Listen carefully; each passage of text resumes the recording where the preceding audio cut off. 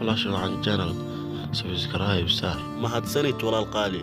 ألم تر إلى الذين قيل لهم كفوا أيديكم وأقيموا الصلاة وآتوا الزكاة فلما كتب عليهم القتال إذا فريق منهم يخشون الناس كخشية الله أو أشد خشية وقالوا ربنا لم كتبت علينا القتال لولا أخرتنا إلى أجل